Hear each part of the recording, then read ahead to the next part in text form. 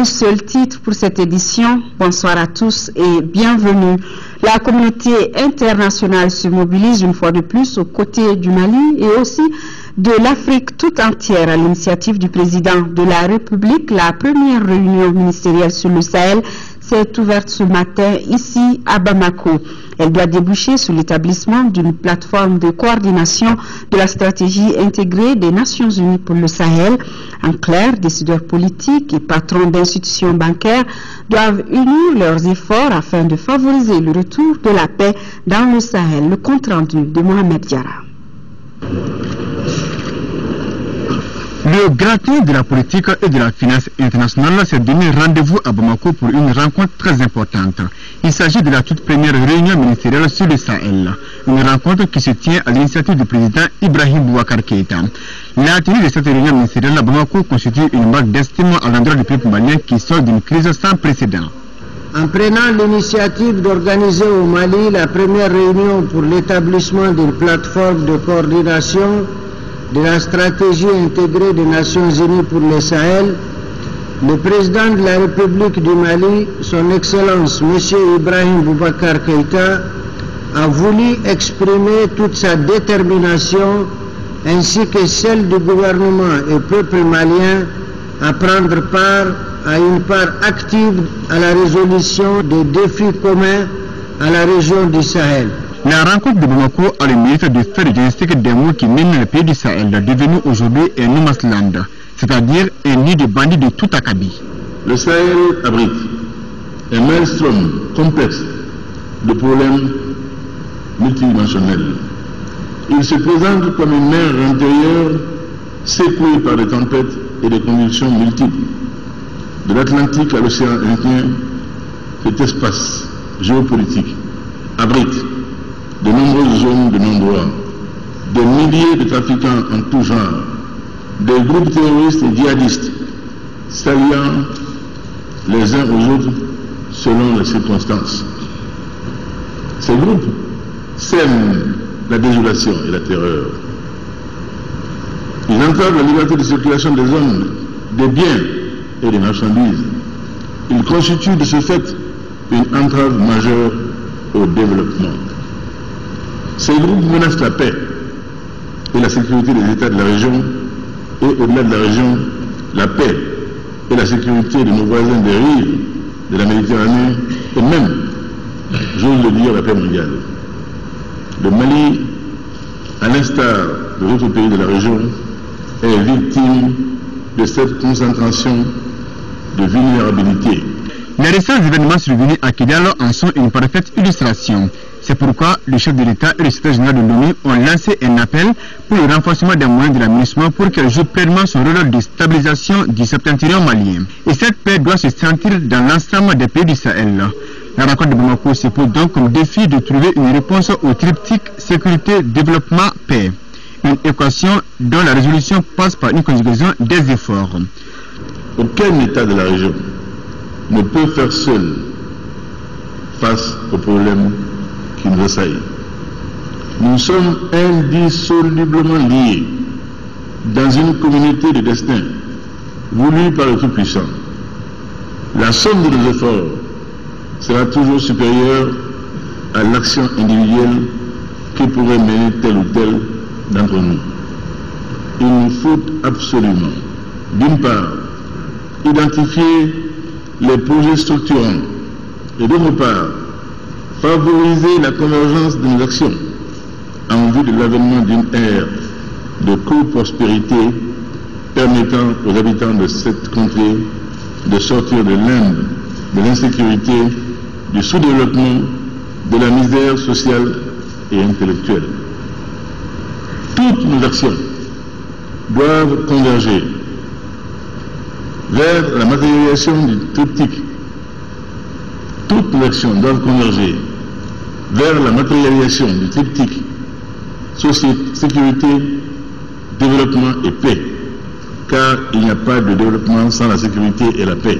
Cette réunion ministérielle sur le Sahel se tient après la rencontre de haut niveau sur le Sahel qui a eu lieu à New York le 26 septembre dernier. Au cours de cette réunion, le président de la République a exprimé la volonté du Mali d'accompagner toute initiative allant dans le sens de l'instauration de la sécurité dans le Sahel. C'est pourquoi la réunion de Bamako est perçue comme un signe d'espoir dans la concrétisation de cette volonté politique. Et pour que la paix revienne dans le Sahel, l'ONU est considérée comme le réceptacle d'Ixit le président Ibeka. Il faut que les Nations Unies jouent leur rôle véritable et historique pour que le septentrion malien retrouve la paix et que le Mali continue avec son agenda, c'est-à-dire le développement pour tous et pour toutes les régions. Chaque pays membre de l'ONU, porteur de solutions, doit être le bienvenu dans ce combat qui interpelle le monde entier. Inclure tout le monde et n'exclure personne est la seule issue pour que notre pays retrouve sa stabilité. Et l'ONU est le réceptacle naturel de ce partenariat qui rendrait, au-delà du Mali, le Sahel plus fort et plus uni contre ses forces centrifuges ainsi que les menaces périphériques. La rencontre de Bamako pourrait donc être qualifiée de pari gagné. Les bailleurs de fonds et les décideurs politiques se disent prêts à accompagner les pays du Sahel. Le président de la République a fait observer une minute de silence à la mémoire des 2 journalistes assassinés dans la région de Kidal. Pour Ibeka, rien ne peut expliquer et justifier un tel déferlement de haine de la part des auteurs de cet acte odieux. L'identification des priorités des pays du Sahel dans les domaines de la sécurité, de la gouvernance, du développement et de l'humanitaire, ce sont là les enjeux de cette rencontre de Bamako. Il s'agit ensuite d'établir un partenariat entre ces pays, le système des Nations Unies, les institutions financières internationales et les entités sous-régionales africaines, avec comme finalité le développement durable dans le Sahel. Et pour y arriver, les décideurs politiques et les bailleurs de fonds ont réaffirmé leur engagement à aider à faire face aux nombreux défis. Omar Moussa Traoré. Rarement notre pays aura réuni un aréopage aussi distingué de décideurs politiques du monde et de patrons d'institutions financières internationales. Ce beau monde est à Bamako pour identifier les besoins des pays du Sahel dans les domaines de la sécurité, de la gouvernance et du développement, entre autres. L'objectif est de faire de cette région une terre de paix et de développement. Les décideurs politiques donnent ainsi le ton de leur engagement aux côtés des pays du Sahel. Nous sommes à vos côtés. La communauté internationale est solidaire des Sahéliens. Pour preuve, l'impressionnante délégation qui m'accompagne. Les plus hauts représentants de l'Union africaine, de la Banque mondiale et de l'ONU, ainsi que de la Banque africaine de développement et de l'Union européenne, et aussi OIC, sont ici pour écouter, afin que vos priorités puissent orienter nos travaux.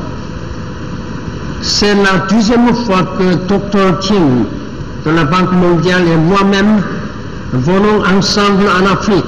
Il faut assurer à cette région de l'Afrique un développement durable en finançant des projets structurants dans les domaines des infrastructures, de l'énergie et des transports, entre autres. Il faut donc aider le Sahel à relever les défis qui l'assaillent de toutes parts. Défis qui ont pour nom insécurité, terrorisme, sous-développement et analphabétisme, entre autres. Faisant écho au patron de l'ONU, Dr Nkosazana Dlamini Zuma, présidente de la Commission de l'Union africaine, se réjouira de l'initiative des Nations Unies avant d'appeler à mettre l'accent sur le citoyen dans toutes les actions à mener. Les différents bailleurs de fonds internationaux qui se sont succédés à la tribune ont tous confirmé leur volonté d'accompagner les pays du Sahel, notamment notre pays, dont ils salueront le leadership dynamique du président Ibrahim Boubacar Keïta. Cela passe par un partenariat entre les pays du Sahel, les Nations Unies, les institutions financières internationales et les entités sous-régionales. Au cours de la période 2014-2020, l'Union européenne consacrera près de 5 milliards d'euros au développement du Sahel. Dans les pays de la région, les principaux secteurs à identifier avec les administrations sont ceux de la gouvernance, de la réforme de l'État, de l'État de droit et de la sécurité, de l'agriculture et de la sécurité alimentaire, des services sociaux, avec une attention particulière portée à la résilience. Le président de la Banque mondiale, lui, annoncera un appui financier d'1 milliard de dollars aux pays du Sahel dans les 24 prochains mois. La Banque africaine de développement n'est pas demeurée en marge de cette élan de solidarité. Nous allons mettre à la disposition de 5 pays un montant de 1,9 milliard de dollars, dont 950 millions de dollars pour des projets régionaux de transport et d'énergie, afin de créer des espaces économiques intégrés. Nous voulons mettre l'accent sur les projets transformateurs dans les infrastructures, surtout dans le domaine de l'énergie. La tâche dans la région du Sahel, c'est bien sûr la résilience aux chocs extérieurs, climatiques et autres. Mais avant tout, c'est la création de l'emploi pour les jeunes. C'est pourquoi nous allons mobiliser aussi notre guichet secteur privé, comme c'était le cas du projet sucré de Markala, ici au Mali, qui avait le potentiel de transformer cette région. Son abandon, à raison des événements, et d'ailleurs je l'espère provisoire, qui a coûté cher à ce pays. C'est un grand projet de milliards de dollars que nous espérons reprendre, parce que cela on va créer des emplois dans cette région. Le discours du représentant de l'Organisation de la coopération islamique sera plus politique. Il appellera les groupes armés au respect de leur engagement avant d'émettre le souhait du rétablissement de la souveraineté du Mali sur l'ensemble du territoire national. Il s'était auparavant réjoui de la création d'un ministère en charge de la réconciliation nationale. C'est donc un engagement très fort de la communauté internationale aux côtés du Sahel qui a été réaffirmé au cours de cette cérémonie d'ouverture. La réunion soulève un espoir pour notre pays, celui que la crise soit enfin derrière nous, même si le Mali fait face actuellement au soubresaut d'une guerre asymétrique que lui imposent les terroristes. Il n'est pas admissible que Kidal soit une bourse régionale du crime organisé. Ces propos sont du président de la République. Pour éviter cela, Ibrahim Boubacar Keïta invite ceux qui détiennent encore les armes à rejoindre sans délai la table de négociation avant qu'il ne soit trop tard. Il l'a dit à l'ouverture de la réunion ministérielle sur le Sahel au micro de Mohamed Diarra. Il est impératif de mettre un terme à la situation prévalente à Kidal, au risque de connaître des situations imprévisibles, susceptibles d'entraîner des développements difficilement maîtrisables. Je l'ai dit à New York, je l'ai dit à Paris, je l'ai dit récemment à Dakar et il y a quelques jours à Kigali. Kidal doit revenir à la lumière du jour. Kidal doit être lisible. Kidal doit être visible dans le processus de consolidation de la paix. Kidal doit être comme toutes les régions du Mali, pays souverain, membre des Nations Unies. Je ne saurais en aucun cas tolérer davantage qu'une partie du Mali soit soustraite à la loi de la nation et à la morale tout court. Le Mali ne peut pas tolérer que Kidal soit la bourse régionale du crime organisé. Le gouvernement a fait l'option stratégique de la paix, du dialogue, pour résoudre les problèmes découlant du mal-vivre de nos frères du Nord et de toutes les communautés nationales. Notre peuple rejette le fracas des armes. Il veut une solution durable et définitive à la crise qui secoue le nord du pays. Nous rechercherons inlassablement la paix pour éviter à notre peuple de nouvelles meurtrissures, de nouvelles épreuves. J'invite une fois de plus les groupes armés à déposer les armes sans délai et à venir s'asseoir à la table de négociation aux côtés de leurs frères et sœurs qui veulent les aider à surmonter leur rancœur et à faciliter leur intégration dans la nation. Il n'y a pas de problème sans solution lorsque les hommes sont de bonne foi, de bonne volonté, désireux d'aller de l'avant. La porte du dialogue demeure ouverte. Je les invite à la franchir afin que nous mettions fin aux souffrances inutiles infligées à notre peuple. Cheminons ensemble vers la paix et le développement pour le bien de tous les fils de la nation malienne. Vous pourrez suivre l'intégralité du discours du président de la République à cette première réunion sur le Sahel. Après cette édition, en marge de cette réunion, le président de la République, Ibrahim Boubacar Keïta, a reçu en audience Ban Ki-moon, secrétaire général des Nations Unies.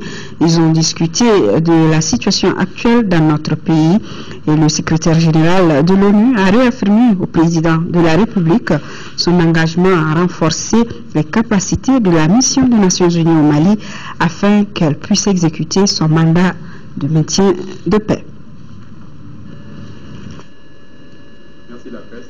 Voilà donc le président Ibrahim Boubacar Keïta qui avait reçu après la cérémonie d'ouverture le secrétaire général des Nations Unies, Ban Ki-moon. Le président de la République qui a aussi reçu en audience une délégation de la Société financière internationale. Elle a échangé avec le président sur l'appui financier de sa société au Mali. Le président de Maroc Télécom s'est aussi entretenu avec Ibrahim Boubacar Keïta sur les questions des télécommunications. Adama Kodjo pour les détails. Jean-Philippe Prosper et ses collègues sont venus réaffirmer au président de la République, Ibrahim Boubacar Keïta, l'engagement de la Société financière internationale du groupe de la Banque mondiale aux côtés du Mali pour le développement socio-économique. Nous appuyons indirectement et des fois directement les petites et moyennes entreprises au travers d'institutions de financement local, que ce soit des banques commerciales ou des institutions de microfinance, et nous intervenons aussi directement dans le financement des entreprises, et donc soit en termes de capital, des participations en capital, ou des prêts à moyen et long terme, ou alors en termes de garantie. Et nous finançons également le secteur des infrastructures. Au niveau de notre travail avec le gouvernement, nous appuyons au niveau du climat des investissements, mais également, par exemple, au niveau des partenariats publics-privés. Le président de Maroc Télécom est arrivé à Koulouba pour parler des acquis dans le domaine des télécommunications, des acquis que M. Ahizoun entend consolider. C'était également l'occasion de mettre au courant et d'informer son Excellence le Président des programmes de coopération et de partenariat entre Maroc Télécom et Sotelma. Et c'est un partenariat qui marche bien et je tenais à présenter à son Excellence les évolutions qui sont en cours, les transformations autour du groupe Maroc Télécom. Comme vous le savez, le groupe Vivendi, qui était l'actionnaire majoritaire de Maroc Télécom, vient de céder ses parts à l'opérateur Etisalat des Émirats Arabes Unis. Je tenais à présenter à son Excellence les implications de ces transformations sur Sotelma notamment et sur tout le groupe et les futurs développements à la fois au Mali mais également dans les pays voisins. Par ailleurs, le président de Maroc Télécom a félicité le chef de l'État pour sa brillante élection à la tête du pays. Autre audience présidentielle, c'est l'accordée par Ibrahim Boubacar Keïta au président de la Banque africaine de développement BAD et au ministre des Affaires étrangères et de la coopération du Royaume du Maroc. Voyons leur compte rendu avec Moussa Fani. La Banque africaine de développement BAD est prête à accompagner le Mali pour la réhabilitation des infrastructures et la création d'emplois. La BAD veut également soutenir notre pays pour booster la croissance économique. Nous avons évoqué la situation au pays et comment les organismes comme la Banque africaine peuvent aider le Mali à retrouver le chemin de la croissance et développement. Alors je tenais à lui dire combien nous sommes aux côtés de lui et du peuple malien, que nous souhaitons que très rapidement le Mali retrouve le chemin de la croissance, que nous allons y travailler avec lui. Tout naturellement, j'évoquais l'initiative du Sahel, parce que la communauté internationale nous a demandé d'abriter un fonds d'action pour le Sahel, qui sera un outil pour les barres de fonds de ce pays et la région, et d'apporter les contributions. Au nom de sa structure, le président de la BAD a présenté au président de la République les condoléances pour la disparition brutale des deux journalistes de RFI. La seconde personnalité reçue par le président de la République est le ministre des Affaires étrangères et de la coopération du Royaume du Maroc. Salaheddine Mizouar a exprimé l'attachement de son pays à l'unité et à la stabilité du Mali. L'échange a porté sur naturellement les derniers développements, mais surtout nous avons félicité pour le succès de cette première conférence ministérielle, pour le message fort que son Excellence a transmis à travers son discours et qui touche véritablement l'avenir du Mali, l'avenir de la région et la nécessaire stabilité, l'unité et l'intégrité au niveau du Mali et de la région. Notre échange a porté également sur le partenariat et la coopération dans les différents domaines dans lesquels le Maroc naturellement est disposé à accompagner l'expérience malienne et le peuple malien, que ce soit au niveau du processus de régionalisation dans sa logique d'intégration des populations dans le développement régional et local, que ce soit au niveau des secteurs productifs, des secteurs émergents du Mali, que ce soit naturellement au niveau de la coopération dans les différents domaines, que ce soit l'éducation, la formation et tout ce qui est de nature à contribuer à ce que les activités génératrices de revenus, à ce que le développement agricole, à ce que le développement des populations dans les différentes contrées du Mali soit assuré. Le Mali peut compter naturellement sur l'engagement du Maroc à ses côtés. Le Maroc entend contribuer à valoriser le secteur de l'agriculture au regard des potentialités dont dispose le Mali dans ce domaine. Un peu plus tard, Donald Kaberuka, président de la BAD, était face à la presse. Avec elle, il a évoqué les axes prioritaires de l'intervention de la Banque africaine de développement en notre pays qui est en train de se remettre de la crise. Pour plus de détails, écoutons quelques propos du président de la BAD, recueillis par Boubacar Sissoko. On est ici à Bamako, en portant de solidarité avec le peuple malien, le peuple d'Israël, annoncer nos intentions les uns les autres, écouter ce que pensent les ministres de cette région, et nous serons à Niamey, à Ouagadougou et au Tchad, pour les mêmes raisons. J'ai indiqué ce matin que actuellement, dans les 5 pays dits les pays au cœur du Sahel, nous avons un portefeuille de 2 milliards de dollars, donc les programmes en cours. Donc ça, c'est comptabilisé, c'est bien connu. J'ai annoncé à Bruxelles, à la conférence sur le Mali, un programme spécifique pour le Mali pour 2 ans de 245 millions de dollars, dont la moitié est déjà engagée. Et de cette semaine, nous avons décaissé déjà 75 millions de dollars en appui budgétaire pour l'État malien. Donc, c'est du concret, c'est du pratique. Tombouctou a accueilli dans l'après-midi le secrétaire général de l'ONU, Ban Ki-moon, en compagnie du Premier ministre Oumar Tatamli. Sur place, la délégation a eu une rencontre avec la société civile et les représentants des différentes communautés de la région. Le compte rendu de Adama Djindé. Ce face-à-face entre les plus hautes autorités des Nations Unies, les membres du gouvernement d'un côté et de l'autre les populations de Tombouctou a été une véritable tribune de franc-parler. Les représentants des différentes communautés, confessions religieuses, chefs de quartier, jeunes aussi bien que femmes, ont magnifié les efforts du système des Nations Unies dont la région de Tombouctou continue de bénéficier. Ils ont saisi l'opportunité pour soulever certaines de leurs préoccupations. Actuellement ici, les denrées alimentaires coûtent excessivement cher, les produits de première nécessité coûtent très cher parce qu'il n'y a pas de voie pour acheminer les marchandises sur Tombouctou. Il n'y en a pas. Il n'y a pas de route qui relie Tombouctou à Mopti, ni Tombouctou à Gao, rien.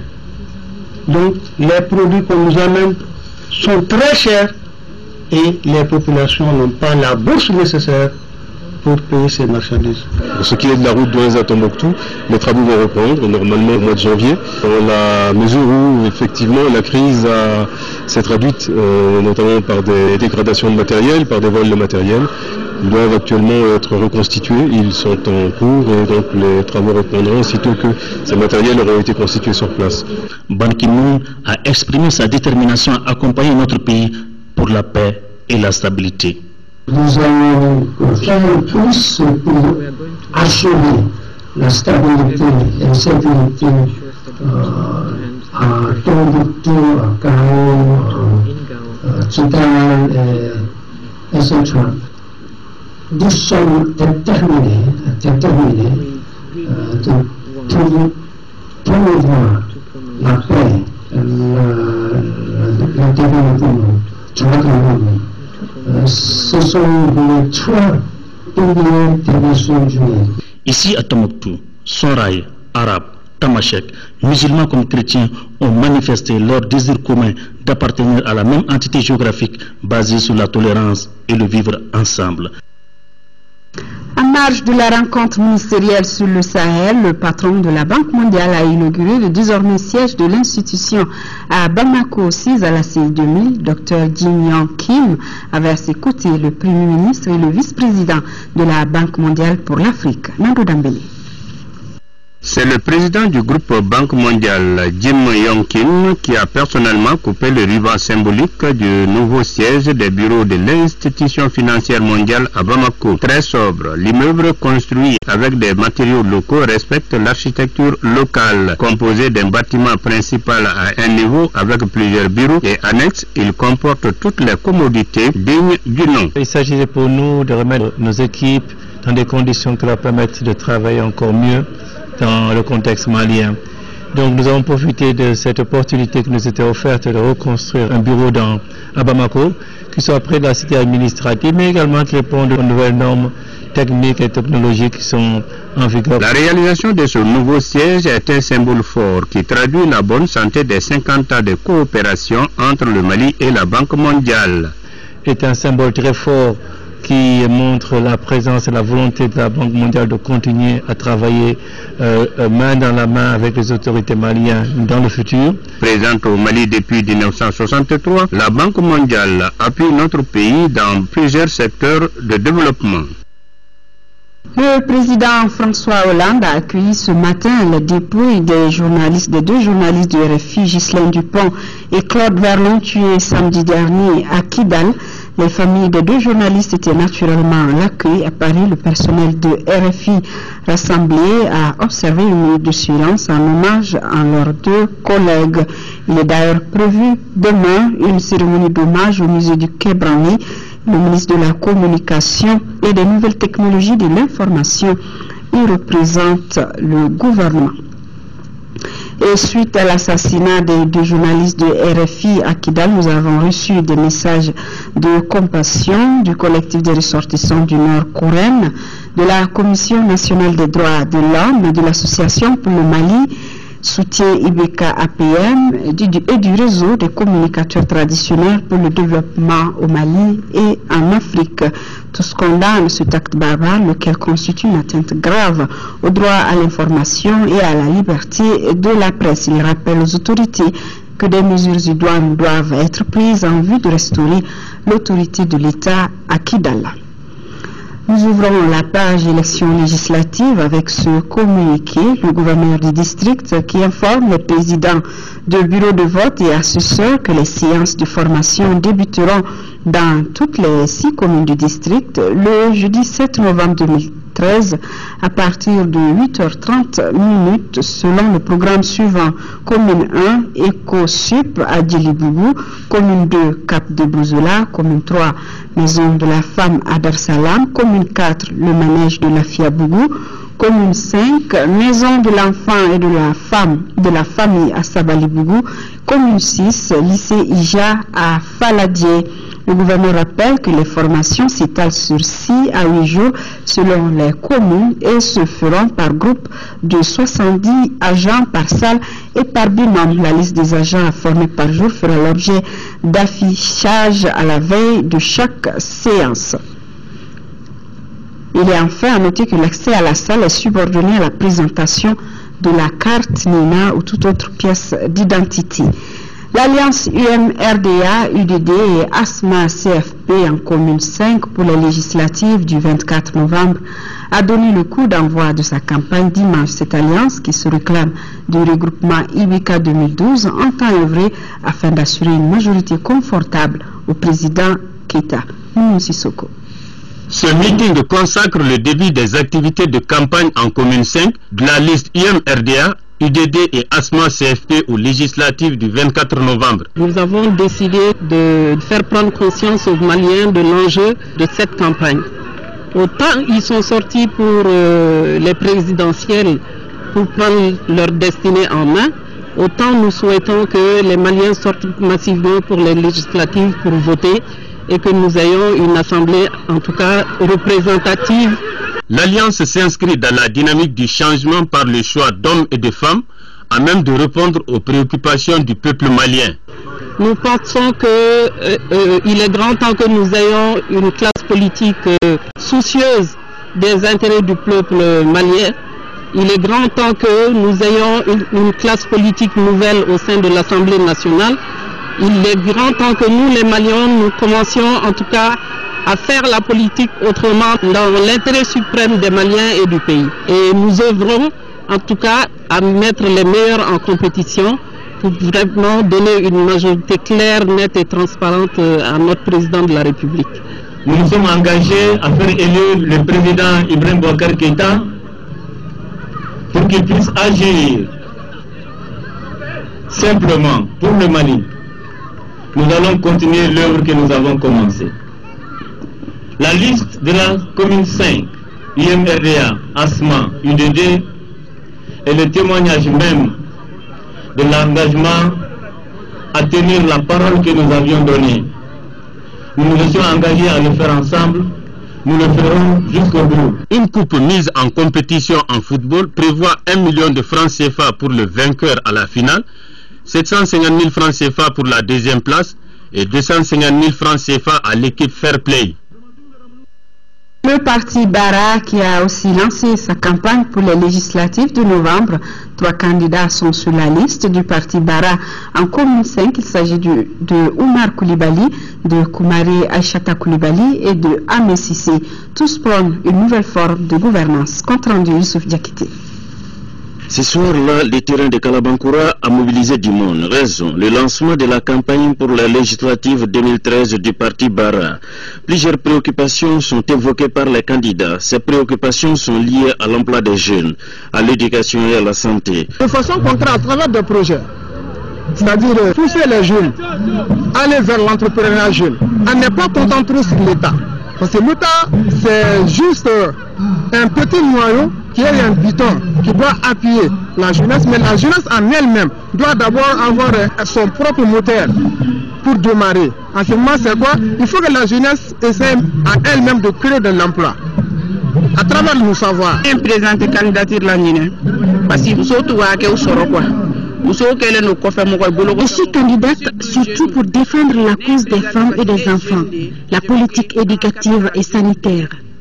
Si on parvient à faire voter certaines lois, ça peut faire changer beaucoup de choses.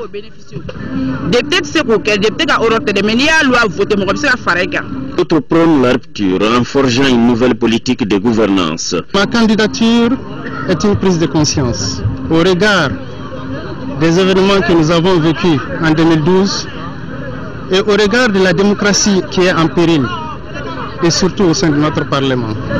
Pendant 20 ans, le Mali a vécu une démocratie de façade. Nous avons vu dans ce pays une armée qui est complètement démunie. Pourtant, il y avait des autorités qui étaient là en place. Où étaient ces autorités-là? Où était l'Assemblée qui était l'émanation du peuple à l'époque? Et c'est pourquoi nous avons pris l'engagement, en tout cas, de renouveler cette Assemblée. Et pour l'enregistrement de leur message de campagne pour les législatives prochaines, le président du Comité national de l'égal accès aux médias d'État invite les candidats dont les noms suivent à se présenter au siège de l'organe le mercredi 6 novembre 2013. Il s'agit de Indépendant Karsok, 9h, 9h20, Indépendant Sidamar Akassa, 9h40, ADM, 10h PACP, 10h20, Indépendant RDC 1, 10h40, PIDS, 11h, PS Yelekoura, 11h20, M plus Ramata, 11h40, Bara, 12h MDD, 12h20 ADEMA, 12h40 Yelema, 13h ANC, 13h20 PSD, 13h40 Indépendant Alliance, Commune 1, 14h UNPR. Juste après ce journal, vous pourrez suivre les messages de campagne des candidats du PRDT, du PRVM, ADP Maliba, CAP, UFDP, CAR, UMAM et Barika. Réunion aujourd'hui du cadre de concertation et de la commission d'organisation des élections de 2013 de Koulikoro. Le but est de faire le point de préparatifs pour les législatives. Brahima Kone. Prendre langue avec les acteurs principaux afin de faire le point des préparatifs des élections législatives, tel est l'ordre du jour de cette réunion convoquée par le gouverneur de la deuxième région, Alain Tessoué. Les membres du cadre de concertation et de la commission d'organisation des élections de 2013 veulent donner une figure d'ensemble de tout ce qu'il faut pour réussir le reste des échéances électorales de 2013. La région elle est prête justement à aller aux élections législatives. Aujourd'hui, ce qui nous préoccupe beaucoup plus, c'est la formation des agents électoraux. La rencontre a permis de toucher les points culminants du processus électoral, à savoir l'acquisition de matériel, la gestion des candidatures, le renforcement des capacités, la révision des listes électorales et les cas de transfert. Nous faisons ce que nous pouvons à travers les structures que nous avons sur l'éducation à la citoyenneté. Nous avons à côté de nous des agents de PNUD qui sont là, qui font leur mieux, et les partis politiques également doivent jouer leur rôle pour appeler les militants à sortir en masse et à aller voter. Parce que c'est des élections de proximité. L'élection d'un député, c'est dans une circonscription électorale. Ce premier tour est perçu comme le premier scrutin législatif après un présidentiel bien apprécié à travers le monde. Les acteurs électoraux et les populations doivent déployer plus d'abnégation et de rigueur pour que le degré de réussite des échéances à venir soit à la hauteur des attentes des opinions nationales et internationales. À Caille, la direction régionale de l'agriculture sensibilise sur les effets néfastes des changements climatiques. La visite de stands et des champs écoles de producteurs ont été les temps forts de la journée. Kansoutou Kanouté. Organisée par la Direction nationale de l'agriculture à travers la coordination technique de la GIPD et la FAO, cette journée porte ouverte avait pour objectif de sensibiliser l'opinion nationale, les décideurs et les producteurs sur les mesures résilientes d'adaptation de manière à faire face aux effets collatéraux du climat. La visite de 4 stands sur les objectifs de la GIPD, le changement climatique, la préparation des pesticides naturels entre autres, et la visite à Diabéfara des champs-écoles des producteurs dans la parcelle GIPD de Sorgho appelée Djakoumbe, semée il y a seulement 3 mois, ont été les faits marquants de cette journée. Ces champs-écoles ont été introduits au Mali de manière à promouvoir une agriculture intégrée et durable. Qui dit agriculture intégrée et durable fait allusion à l'utilisation de bonnes pratiques améliorées qui tiennent compte de l'environnement. La lutte contre les effets néfastes du changement climatique est aujourd'hui une obligation pour aller vers une agriculture résiliente, performante et durable. Cette vision, la FAO la décline au niveau de son objectif spécifique 5 qui est améliorer la résilience des moyens de subsistance face à des menaces ou en situation de crise. Quant au directeur de cabinet du gouverneur, il a invité les facilitateurs qui ont été formés 24 jours durant sur les pratiques résilientes au changement climatique à contribuer et à favoriser l'appropriation de la GIPD par les producteurs. Je vous exhorte donc à redoubler d'efforts pour que nous puissions ensemble gagner le combat contre la pauvreté à travers la gestion durable des ressources disponibles et des écosystèmes associés. À l'issue de la cérémonie, les autorités désignées ont tour à tour procédé à la remise de diplômes aux récipiendaires. Le commandant du théâtre de l'opération Maliba était en déplacement sur le terrain pour échanger avec les forces engagées sur le théâtre. Le colonel-major Abdoulaye Koulibaly a commencé sa visite par Gossi le 27 octobre dernier, où il a eu une journée bien chargée, nous signale Drissa Kone. Dès son arrivée à Gossi, le colonel-major Abdoulaye Koulibaly a eu une séance de travail avec l'AMINUSMA composée des forces togolaises installées depuis plus d'une semaine. L'entretien a porté sur la situation sécuritaire dans la zone du Gourmand, du positif puisqu'il y a connu une nette amélioration. Tout se passe très bien. La population, elle est très confiante. Au début, on voyait les gens circuler à moto 2-3. Aujourd'hui, je peux vous affirmer qu'il y a au moins 5-6 motos, plus de 10 véhicules par jour qui circulent sur taxe. Ça nous rassure. Cette amélioration a permis à plus de 15 000 déplacés et réfugiés de regagner leurs foyers respectifs. J'étais à Grom, Burkina Faso. Je suis venu à 15 000 personnes. 15 000 maintenant, c'est pas personne. C'était les éleveurs, il y a des Arabes, il y a des Touaregs, il y a des Pels, il y a des Soraïs. Il y a les Belles, il y a tous les couches. La délégation, par le biais du Conforce, est venue au secours des sinistrés de l'incendie qui a eu lieu à 45 km de Gossi. Une tonne et demie de riz et la somme de 200 000 francs à l'administration et aux élus de la commune. Et cela au nom de la hiérarchie militaire et les plus hautes autorités du Mali. Le colonel-major s'est ensuite rendu au camp de garde où il a eu une séance de travail avec les forces armées maliennes déployées à Gossi. Gossi est un carrefour entre Rarousse et le Burkina. Tenir en compte le Burma et surveiller la frontière du Burkina et avec tout ce qu'il y a comme mouvement in and out, donc ce n'est pas facile et c'est pour cela que nous disons nous allons nous appesantir à les donner le maximum et la mission c'est être là auprès de la population, intervenir aux besoins et faire des patrouilles, magnifier la présence de l'État sur l'ensemble de cette zone. De Gossi, le convoi s'est dirigé sur Gourma-Rarousse.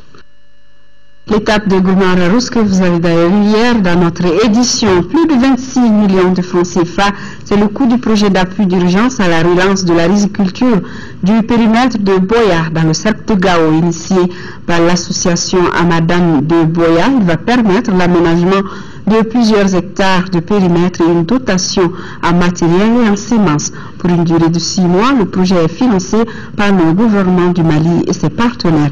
Boubacar Babletouri. Améliorer les capacités des riziculteurs du village de Boya dans le cercle de Gao est le credo du projet d'appui d'urgence à la relance de la riziculture des périmètres. Dans ce cadre, l'association Amadan veut procéder par l'aménagement d'une vingtaine d'hectares de périmètre irrigué, à la dotation de ce même périmètre en motopompe et à la remise de semences et d'intrants agricoles aux producteurs. Les activités, c'est le renforcement des compétences surtout des membres de l'association, mais aussi des femmes sur la nutrition, sur des messages d'éducation nutritionnelle, mais aussi les exploitants agricoles et les encadrer sur le plan des techniques agricoles. Ce projet, dont le montant s'élève à près de 26 millions de francs CFA, répond ainsi aux nombreuses préoccupations relatives à la sécurité alimentaire du village. J'ai bien noté les doléances des populations dans le cadre de l'éducation, dans le cadre de la santé et dans d'autres cadres aussi. Maintenant, c'est à nous de faire remonter ces doléances au niveau du gouvernement et vraiment à nos partenaires, on dirait vraiment de poursuivre les actions. Parce que c'est des actions complémentaires. S'il y a d'autres projets à côté, ça permet de fixer les populations et d'empêcher l'exode rural. Il est une composante du programme d'appui aux organisations de la société civile PAOSC 2, financé par l'Union européenne, le Danemark, le Canada, la Confédération suisse, le Royaume de Suède et le gouvernement du Mali. Appui de 67 millions de francs CFA à 2 associations et à une coopérative du cercle de Diané dans la région de Mopti. C'est une initiative du programme d'appui aux organisations de la société civile phase 2 qui vient lutter contre la pauvreté, l'exode rural et l'insuffisance alimentaire. Aminata Touré. Pour un coût de 67 millions de francs CFA, le présent projet concerne respectivement l'aménagement d'un périmètre agroforestier de 5 hectares pour 29 millions de francs CFA, l'aménagement d'un périmètre maraîcher de 3 hectares pour un montant de 23 millions de francs CFA et enfin la construction d'une ferme d'embouche bovine pour 15 millions de francs CFA. Les bénéficiaires sont l'association des jeunes ruraux Espoir d'Algasouba, l'association Badia de Djobourou et la coopérative Saoudouman 2 de Kanafa.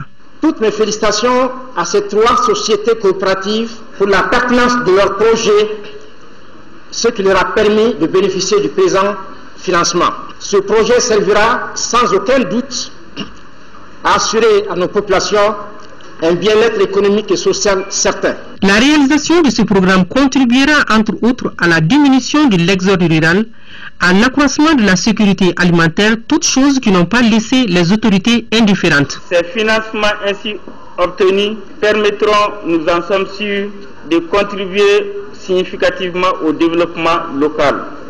C'est pourquoi nous invitons les associations bénéficiaires à utiliser judicieusement les fonds ainsi mis à leur disposition. Le représentant des bénéficiaires a remercié l'État et les partenaires financiers à travers le programme d'appui aux organisations de la société civile phase 2 et promet une bonne exécution des fonds mis à leur disposition. L'église de Sibi a été dédicacée samedi. Ce lieu de culte a vu le jour grâce à une aide de l'église presbytérienne évangélique de la Corée du Sud. La localité de Sibi n'avait jusqu'ici qu'un seul lieu de culte adéquat. Isaac Thienu était à Sibi. Sibi a désormais son église. D'une valeur estimée à plus de 7 500 000 francs CFA, ce lieu de culte a vu le jour grâce à l'aide de l'église presbytérienne évangélique de la Corée du Sud. Plusieurs personnalités de la commune de Sibi et environnant, en plus des pasteurs et fidèles chrétiens, ont pris part à cette fête. La religion est honorée quand il y a un lieu de culte dédié pour ses activités. Donc, quel que soit le nombre de pères, quel que soit l'endroit, ils ont toujours jugé nécessaire de réserver un endroit pour que les fidèles puissent se rencontrer et ensemble adorer Dieu. Ce samedi a été un jour de joie et d'action de grâce dans cette localité qui n'avait jusqu'ici un lieu de culte adéquat. Son importance n'est pas à démontrer pour ceux-là qui croient au Seigneur Jésus. La dédicace d'une église a une très grande importance pour le monde chrétien protestant évangélique. Parce que ça rassure les croyants que là où ils sont en train d'adorer maintenant, dans ce bâtiment, ce n'est pas un simple bâtiment, c'est un bâtiment dédié à Dieu, à l'éternel. C'est là où on vient rencontrer l'éternel, c'est là où on l'adore, c'est là où on se rappelle de sa gloire, c'est là où on parle de nos problèmes, c'est là où on se confesse devant lui et on lui demande pardon. Nous avons eu cela dans 2 Chroniques chapitre 6, c'est le roi Salomon qui a été le premier à le faire pour servir d'exemple pour nous autres aujourd'hui. Les travaux ont duré 2 mois. Il faut préciser que Sibi relève du district évangélique de Bamako-Koura. Religion toujours, le ministre de l'administration territoriale et le ministre des affaires religieuses et du culte sur la base de la délibération de la Commission nationale d'observation de la Lune chargée de la fixation des dates officielles des fêtes musulmanes et du début du mois de Ramadan ont l'honneur d'informer la communauté musulmane que le mois lunaire Muharram ou John Minekalo a débuté au Mali le mardi 5 novembre 2013. En conséquence, l'Ashura sera célébrée au Mali dans la nuit de mercredi au jeudi 14 novembre 2013. Le stade Sid Mohamed Dramé de l'hippodrome a fait peau neuve. Ce réaménagement est l'œuvre de l'Association pour le développement et la surveillance de la cité. La cérémonie de remerciement à l'endroit de tous ceux qui ont contribué à la réalisation des travaux a eu lieu dimanche passé. Nous retrouvons Isaac Thienu. Ce stade municipal Sidi Mohamed Dramé de l'hippodrome, jadis une zone dangereuse à cause des murs et du manque d'électricité, présente aujourd'hui un nouveau visage. L'initiative est de l'Association pour le développement et la surveillance de la cité avec la bénédiction de bonne volonté.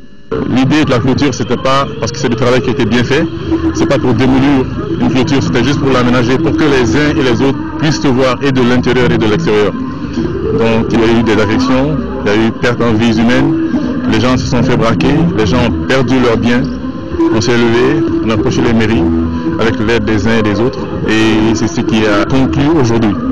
Cette cérémonie à l'allure festive est une occasion pour la population de l'hippodrome de dire merci à tous ceux qui ont été sensibles au cœur de cœur des bénéficiaires que sont les jeunes. Les jeunes ont eu l'initiative de sensibiliser les résidents, de sensibiliser les responsables politiques administratifs qui résident ici pour leur dire de faire quelque chose pour sécuriser le terrain. Donc aujourd'hui, nous constatons que ce travail a été réalisé et j'ai constaté que depuis plusieurs semaines, les jeunes viennent ici en masse pour pratiquer leur sport favori. Nous voulons que notre quartier soit un quartier tranquille, un quartier où il y a la sécurité et un quartier où il fait bon vivre. Une pensée a été faite à l'endroit de tous ceux qui ont perdu la vie dans cet espace dédié à la jeunesse. Cette édition s'achève. Vous pourrez